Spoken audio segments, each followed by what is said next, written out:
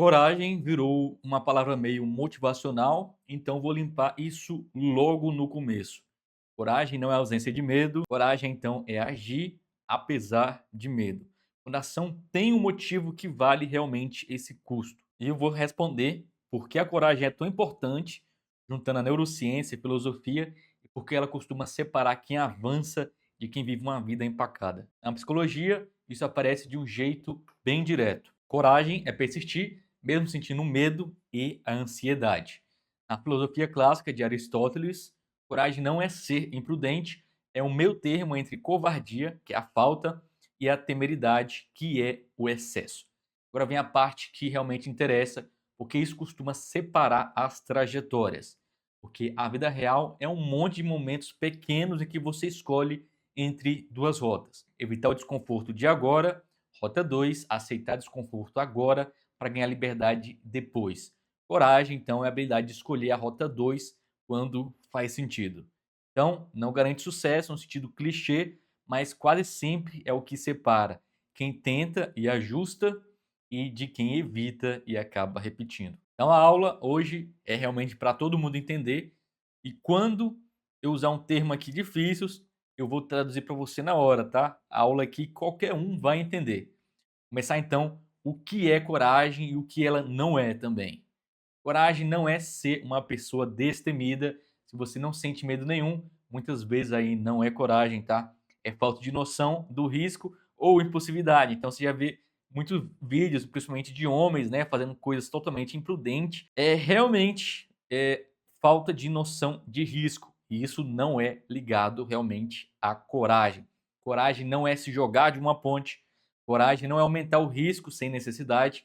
Aristóteles já dizia: o corajoso não é o louco, é o que age do jeito certo diante do que realmente assusta, sem fugir e também sem se destruir. Coragem é um sim com um custo realmente consciente. Você vê o medo, vai entender esse custo, mesmo assim age porque é o certo, é o necessário, é o que te aproxima de algo realmente importante. Isso vale para pedir desculpa, pedir aumento, terminar uma relação ruim, voltar a estudar, ir ao médico, abrir um novo negócio, dizer não para alguém. Cada uma dessas coisas tem um medo diferente, mas todas têm a mesma estrutura. É a aproximação apesar dessa grande ameaça. Então agora você entendeu o que é coragem e o que ela não é. E por que essa coragem costuma separar quem avança de quem anda empacado. Vou te dar 5 motivos, cada um totalmente diferente. Motivo um é quem evita paga juros. Evitar pode dar alívio no curto prazo, só que o preço vai vir depois. Você perde oportunidades e passa a ter medo de mais coisas. O cérebro aprende por repetição. Toda vez que você sente desconforto, você foge, o seu cérebro aprende, fugir funcionou e a fuga vira padrão. Isso é importante. Evitar não resolve medo, evitar se torna um aprendizado. Então você aprendeu a ser uma pessoa evitativa, fugir dos problemas. Segundo motivo, coragem vai criar um repertório. A pessoa corajosa não nasce melhor, ela vai acumulando experiência de eu tive medo e consegui. Esse repertório aqui vira uma confiança real, que é diferente de autoestima teórica. Motivo 3, coragem reduz arrependimento crônico. É um arrependimento que destrói, que é o famoso eu não fiz. Coragem é uma vacina parcial contra isso. Você faz, aprende e ajusta. O quarto motivo, coragem melhora a sua leitura de risco. Quando você enfrenta coisas difíceis como um método, você fica melhor em diferenciar qual é o risco real e de medo exagerado e se torna mais competente. Motivo 5, coragem protege identidade. Tem gente que perde a própria história porque vive reagindo ao medo. Coragem é você dizer: eu escolho por valor, não por nenhum pânico. Os históricos chamam isso de virtude. Você vai agir alinhado ao que considera certo, mesmo com medo, dor ou perda. Vou falar agora sobre um termo que a gente utiliza muito no marketing, que é a minha área, né, de publicidade, o famoso know-how. O que é esse know-how, né? Você só ganha experiência tentando, tá? E como é uma área que você precisa investir dinheiro para ter um retorno, né? Muita gente acaba desistindo.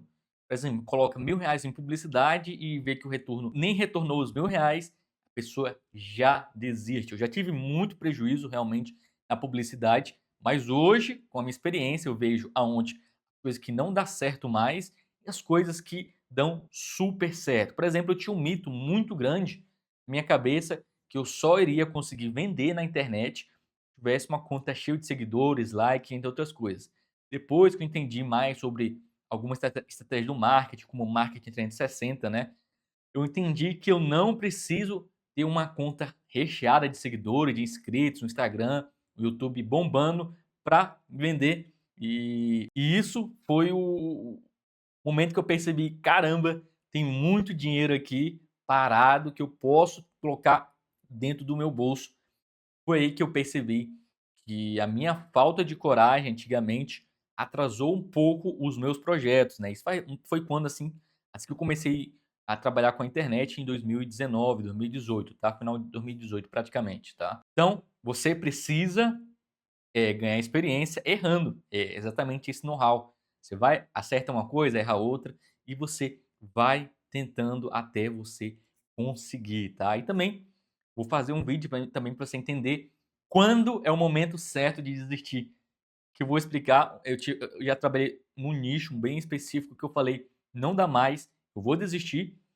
Eu acho que não é para mim, também não estava tão feliz assim, então eu dei um pontapé e percebi que eu fiz a melhor coisa da minha vida, foi ter desistido daquele determinado nicho. Eu vou explicar para você em outro vídeo, então é importante que você se inscreva no canal para você não perder vídeos relacionados também a isso, tá? Neurociência e filosofia você vai encontrar aqui. Vamos então entender o que a neurociência diz num português bem rápido aqui para você. Agora vamos para o cérebro. Medo é um sistema de proteção, ele não é um inimigo. O medo existe realmente para te manter vivo, ele te empurra para fugir, para travar ou atacar. O medo também faz você ser uma pessoa que ataca. No cérebro, uma peça central do medo é a amígdala. Vai se pensar nela como um alarme. Ela ajuda a detectar a ameaça e a preparar o corpo para reagir. Mas o medo não é só a amígdala, tá? Ele é mais ou menos um circuito. Revisões sobre medo, né, da literatura, dos estudos, descreve que redes que envolvem a amígdala, áreas do pré-frontal do cérebro e do hipotálamo e regiões do tronco encefálico que controlam reações físicas. Traduzindo então, quando você sente medo, não é só um pensamento, seu corpo está sendo preparado para uma ação. E a coragem também acontece quando você regula o alarme e escolhe essa ação. Você tem uma parte do cérebro, principalmente regiões do córtex pré-frontal, que funciona como freio e direção. Ela ajuda você a pensar antes de agir, avaliar o contexto, segurar impulso e lembrar do objetivo. Então, a ciência mostra que a relação pré-frontal e amígdala é importante para respostas adaptativas. Quando o freio funciona, o alarme não manda sozinho. Traduzindo novamente, coragem no cérebro costuma aparecer um alarme tocando. Imagina um alarme tocando. Qualquer som, sei lá, um som de um colégio, um alarme, uma sirene de uma ambulância, dizendo que ainda você não consegue, por exemplo, dirigir um carro, né? Qualquer coisa que você está fazendo. Então, coragem é um caso clássico de aproximação e evitação também. Existe então um campo de pesquisa enorme, tem muito estudo sobre isso, tá? Sobre o conflito de aproximação e evitação. Então, quando algo tem parte boa e parte ameaçadora ao mesmo tempo, exemplo, tá? Sobre essa aproximação e evitação, você quer pedir aumento, essa é boa parte, mas tem medo de rejeição dessa ameaça. Estudos com tarefas desse tipo em humanos mostram o envolvimento de circuitos com o pré-frontal, que é a ínsula, que são seções internas, o estriato, que é ligado à motivação e decisão, e o cingulado anterior, que é o monitoramento do conflito. Então, tem pesquisa recente, então, medindo essa dinâmica de circuitos córticos límbicos durante decisões de aproximação e evitação. Reforçando então o quê? Reforçando essa ideia de rede que muda conforme você se aproxima ou evita. Vou traduzir então tudo que eu expliquei aqui com os termos mais difíceis. Coragem não é uma força mágica, é uma coordenação entre o medo, corpo e o controle. Então, você é uma pessoa que tem autocontrole, é um corpo, mais preparado, você consegue ter um controle maior sobre ele. E coordenar o medo, tá? O medo sempre vai existir, tá, gente? Pessoas que mexem com muito dinheiro, né? Eles têm medo, né? Tem estudos sobre isso, muito bacana, né? Eles dormem e acordam com medo de dar errado, mas eles sabem que lá a raiz da solução para eles conseguir ter bons resultados. Então, até as pessoas magnatas, os ricos, têm medo todo santo dia. Eles acordam com medo e vão dormir com medo. O medo vai existir, tá? O que está aqui é você saber coordenar esse medo, saber coordenar o seu corpo e você saber ter esse autocontrole. E agora, porque a coragem falha, então, quando você está muito esgotado. Quando você dorme pouco, por exemplo, está estressado ou sobrecarregado, seu pré-frontal perde potência e você fica mais reativo. Então, revisão clássica descreve como o estresse pode derrubar rapidamente funções do pré-frontal no cérebro e vai favorecer respostas mais automáticas. Uma nota aqui, tá? Eu preciso ser correto. Essa afirmação aqui que estou fazendo, ela é bem suportada na literatura, mas então eu vou estar deixando o link também desse artigo aqui na descrição, que é bem interessante para você tá lendo. Tradução prática: tem dia que você não tem coragem, não porque você virou uma pessoa fraca, mas porque você está sem esse freio. Você teve um dia ruim, uma noite ruim, seu cortisol está muito alto. E na filosofia, coragem como uma virtude treinável, não como uma personalidade. Aristóteles diz que a coragem é uma habilidade, não é uma posse. Você não possui a coragem. A ética, então, aristotélica, virtude é uma espécie de habilidade prática. Você vai aprender com treino e repetição. E coragem é a virtude que lida com o que assusta, sem cair na covardia nem na imprudência. Isso muda na vida real. Você não espera virar corajoso. Você constrói coragem com que constrói força com um treino ajustado. Indo para o estoicismo, coragem é suportar o que precisa ser suportado.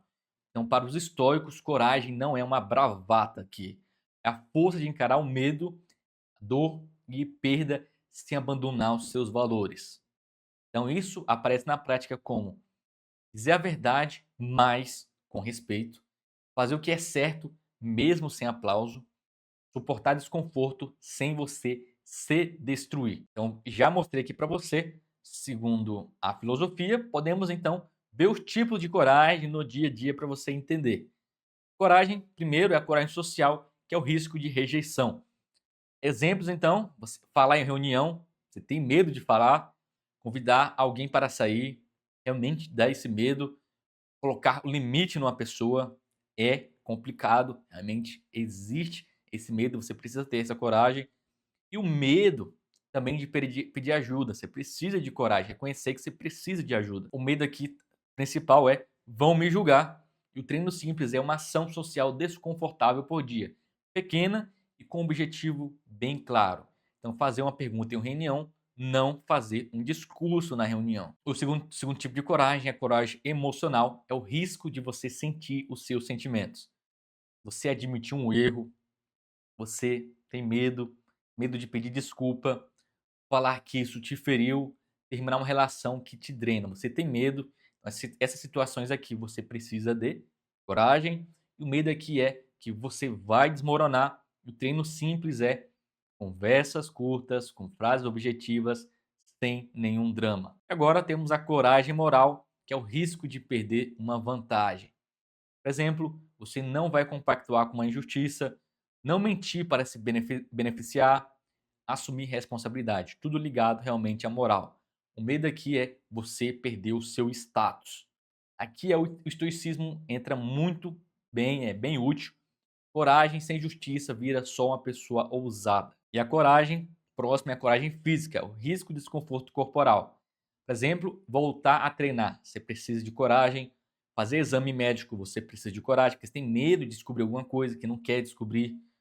E o medo também de enfrentar uma reabilitação também, se você for dependente. O medo aqui é dor e o fracasso físico. E a última coragem é a coragem do longo prazo, risco de não ter garantia. Por exemplo, dá por anos para você entrar numa faculdade de medicina, para você passar no concurso, criar disciplina financeira, tá? e também empreender. Coragem de longo prazo está muito forte no empreendedorismo, né? Que geralmente quando você começa um negócio, você vê mais dor de cabeça, prejuízo, não vê o dinheiro retornando e você com a vontade de ver colhendo frutos e você não está vendo. Realmente essa coragem de longo prazo é necessário. O medo aqui é se eu tentar e não der certo, né? Essa é a coragem que mais separa trajetórias, porque quase todo resultado que é bom exige tempo sem aplauso. Como você vai treinar essa coragem sem virar uma pessoa temerária, tá?